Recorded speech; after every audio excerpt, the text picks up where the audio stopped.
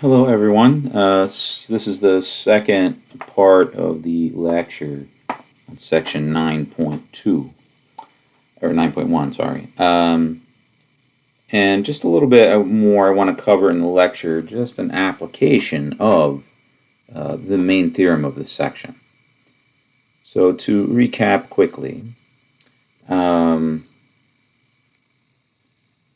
have the following theorem. Given groups G and H, right, G star, which is the set of all pairs G comma 1 for G and G, that's a normal subgroup of G cross H, and it's isomorphic to G. Right, so G is not a subgroup of G cross H, but this G star is, and similarly you've got this H star thing. And then the group product of those two sets is all of G cross H, because this pair G comma 1 times 1 comma H is G comma H. And the intersection is just the identity. Right? So given a direct product, of G and H, this isomorphic copy of G and isomorphic copy of H are normal subgroups that intersect at just the identity and multiply to be the whole group. So the main theorem of this section is a reversal of that.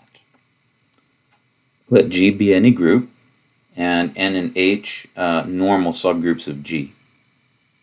If the set product NH is all of G, and N and H intersect in just the identity, then G is isomorphic to N cross H. The most sort of immediate application of this is with abelian groups. So we did the proof of this last time. Let's take a look at how this works with abelian groups. And what's nice about abelian groups is that any subgroups that you pick are always going to be normal. All right. So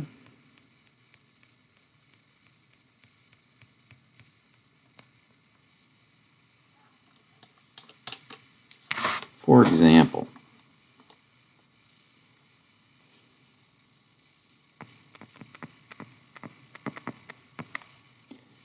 let P and Q be distinct prime numbers, and let G be an abelian group of order P times Q. Okay. So let's take a look at that. So a little bit later today, I want to make a proof of what's known as Cauchy's theorem. So we're going to prove Cauchy's theorem, I think, during the live discussion online today. But let me just basically give you what Cauchy's theorem is that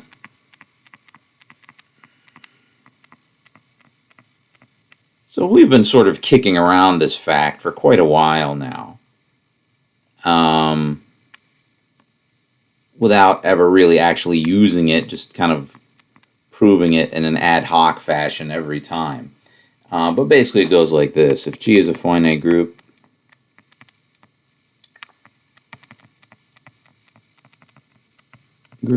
and P a prime with P dividing the order of the group, then there is G in G such that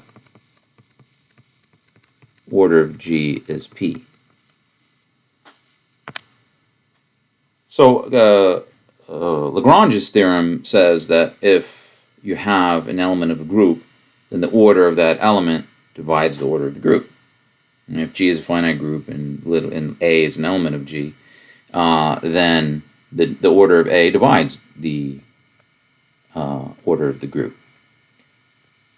Now it says if P is a prime, now this is sort of a converse. If P is a prime that divides the order of the group, then there is an element A in G such the order of A is P. Now that's not always true, but for primes it is. Okay, so we'll give a proof of that. It's not much. Okay, so all right. So we're talking about an abelian group of order P times Q. And where P and Q are distinct primes. So there is A and B in G such that the order of A is P and the order of B is Q. So now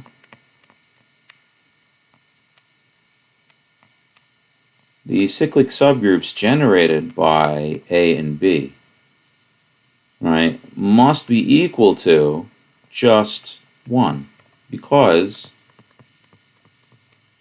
right, this is a subgroup.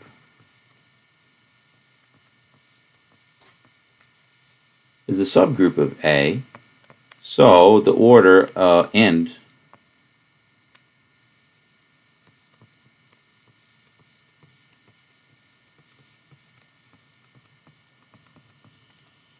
so the order of the intersection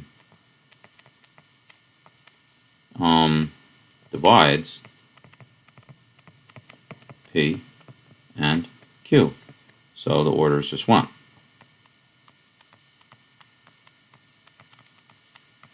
It's just one element there, and that element has to be the identity.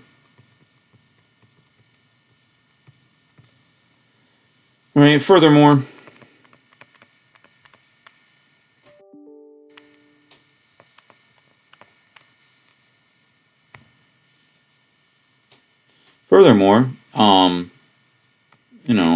A is a normal subgroup of G, and B is a normal subgroup of G because G is abelian.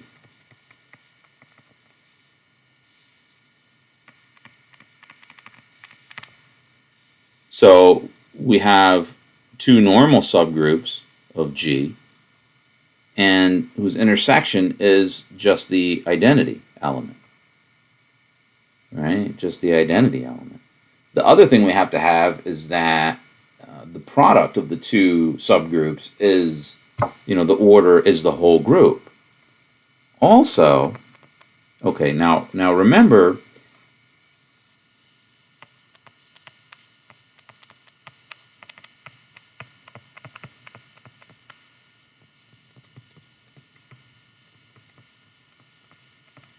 okay, there was a real important theorem in regard to looking at the order of products.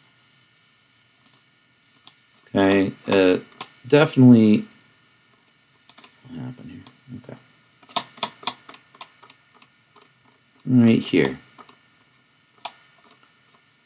So this was an important theorem we proved last time. Right here. If A and B are subgroups of G, if A and B are subgroups of G, and G is a finite group, right, then the order of this product, set product, A, B, so not just for any subsets, but subgroups, the order of the product A, B is the order of A times the order of B over the order of A intersection B. So we proved that last time.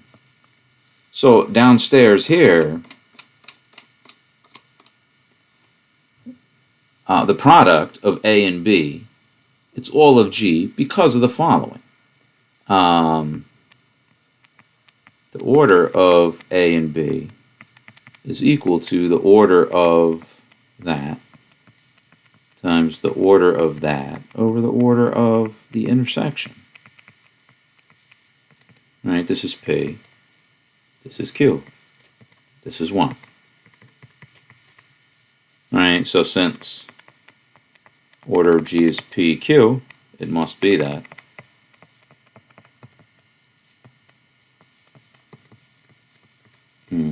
A, B is all of G, right? Because it gets all PQ elements. So there it is. So G is isomorphic to A cross B, right? A, which has order P, right? That's multiplicative. I've been writing it as a multiplicative group. But any cyclic group can be written either multiplicatively or additively, and this one is ZP, and that one is ZQ. But P and Q are relatively prime, because they're both prime.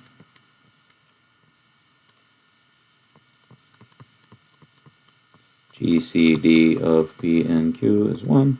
ZPQ, as required.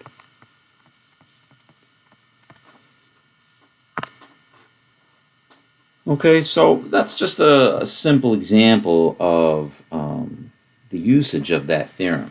In section 9.2, we're going to use this theorem to prove what's called the fundamental theorem of finite abelian groups. Is basically if you've got any finite abelian group, then it's a direct product of, multiple direct products of cyclic groups. It's just, direct product of cyclic groups, always. Okay, so here we just did one specific example, just to give you, a taste of how that goes. Okay, and then when we get to section 9.2, which we're not going to do it right away. We'll prove, we'll prove this theorem more generally. Okay, all right. So that's it. The lecture for section 9.1. We'll start going over problems for that soon. Okay, all right.